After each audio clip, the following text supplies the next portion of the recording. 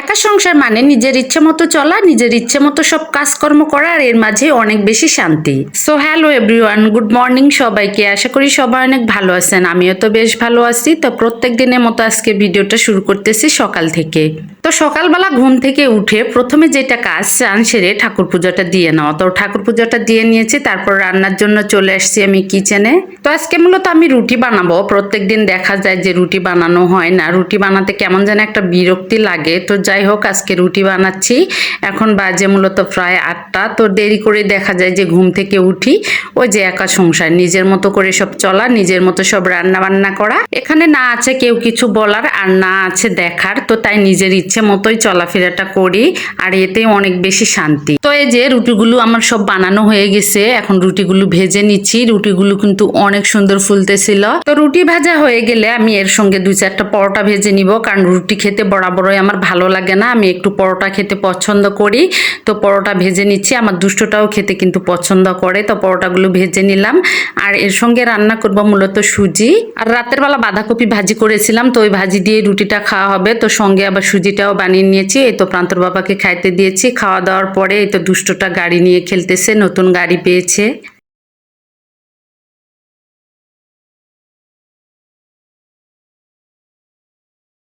দুষ্টটাকে কালকে এই সাইকেলটা ওর বাবা এনে দিয়েছে, এটা পেয়ে সে অনেক খুশি, আর এটা নিয়ে সময় কাটাচ্ছে। তো ছোটবেলাটাই কিন্তু সবচেয়ে বেশি সুন্দর, তাই না? তো দুষ্টটাকে একটু সময় দেওয়ার পর আমি দুপুরে রান্নার জন্য কিচেনে চলে আসছি। সবকিছু রেডি করে নিয়েছি, মুরগির মাংস নিয়েছি, পটল কেটে নিয়েছি। তো এখানে একটা ডিম সিদ্ধ করে নিয়েছি, আমার দুষ্টটাকে এটা একটু খাইয়ে দিব। তো এটা খাওয়ানোর পর মূলত হচ্ছে আমি দুপুরের রান্নাটা বসিয়ে দিব। তো এই যে দুষ্টটাকে ডিমটা খাওয়ানোর জন্য এনেছি। তো গাড়িতে মানে বসে সে খাইতেছে, গাড়ি থেকে আর নামতেছে না। তো এই তো ডিমটা খেয়ে নিল ভদ্রলোকের মতো। তো দুষ্টটাকে খাওয়ানো শেষ করে আমি কিচেনে চলে আসছি রান্নার জন্য। তো মাংসটার মধ্যে আমি সব মশলাগুলো দিয়ে দিচ্ছি। হলুদ গুঁড়া দিয়ে দিলাম, দারুচিনি দিয়ে দিয়েছি, এলাচ দিয়ে দিয়েছি, তেজপাতা দিয়ে দিয়েছি। তারপর এখন জিরার গুঁড়া, মরিচের গুঁড়া সবটা দিয়ে দিয়েছি। এখন পরিমাণ মতো আর যে মশলাগুলো আছে সব দিয়ে দিব, দিয়ে মাংসটাকে হাতে মেখে রান্না করব। এই মাংসটা আগে একদিন রান্না করেছিলাম, কিন্তু মাংসটা অনেকটা বেশি শক্ত, লেয়ার মুরগির মাংস। তাই ভাবতেছি মাংসটা আজকে হাতে মেখে প্রেসার কুকারে রান্না করবো। আর প্রেসার কুকারে মাংস রান্না করলে কিন্তু অনেক বেশি মজা লাগে। তো মাংসটাকে সুন্দরভাবে আমি হাতে মেখে নিলাম। এখন মাংসটাকে রান্নার জন্য প্রেসার কুকারে বসিয়ে দিব।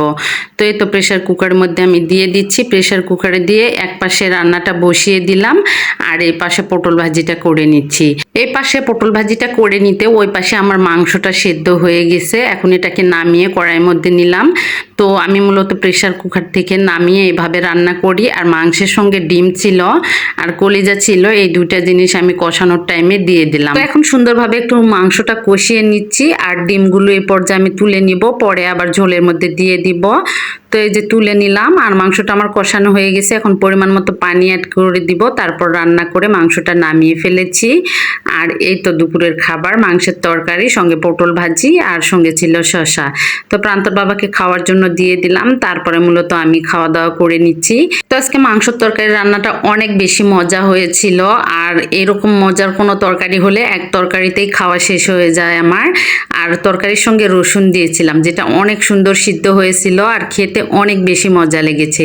মাংসের তরকারির সঙ্গে কে কে এরকম গোটা রসুন খেতে পছন্দ করেন অবশ্যই কমেন্টে জানিয়ে যাবেন। তো আজকে খাওয়া দাওয়া করতে করতে আজকে ভিডিওটা এখানেই শেষ করছি। সবাই ভালো থাকবেন, আর ভিডিওটা যদি ভালো লাগে তাহলে লাইক, কমেন্ট, শেয়ার দিয়ে সবাই একটু পাশে থাকবেন। Tata, bye bye.